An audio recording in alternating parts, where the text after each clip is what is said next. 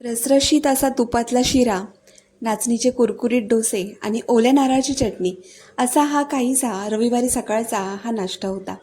सर्वजण घरी असले की खूप काही करावं असं मला नेहमी वाटत असतं.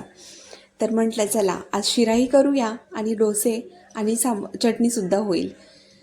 तर आदल्या दिवशीच त्याची तयारी करून ठेवली होती. नाचणी, तांदूळ आणि उडीद एकत्र भिजत घालून छान असं शनिवारी सकाळी हे एकत्रित असं भिजत घालत ठेवलं होतं आणि दुपारीच वाटून ठेवलं, कारण की पाऊस पडतोय तर पीठ आंबलं जाईल याच्यासाठी आधीच मी पीठ वाटून घेतलं आणि रात्री असं हे पीठ आंबायला ठेवून दिलं. सकाळी पाहिलं तर पीठ छान असं आंबलं गेलं होतं.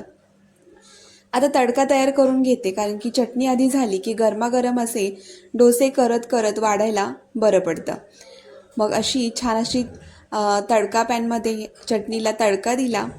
खमंग अशी चटणी तयार झाली होती. अगदी नेहमीप्रमाणेच तेलामध्ये उडदाची डाळ, त्याचप्रमाणे कढीपत्ता, हिंग, सुक्या मिरच्या, त्याचप्रमाणे आज मी पांढरे तीळसुद्धा घातले होते आणि पटकन असं झाकण ठेवून दिलं, कारण की तीळ अंगावरती उडतात आणि खमंग अशी चटणीला तडका दिला.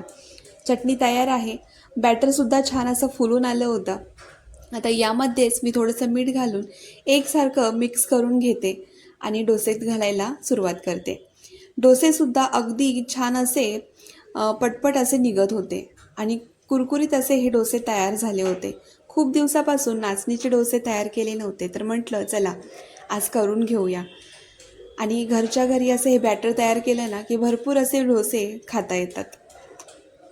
छान असं बॅटर तयार झालं होतं. पीठ खूप छान असं आंबलं गेलं होतं आणि डोसेसुद्धा छान तयार झाले होते.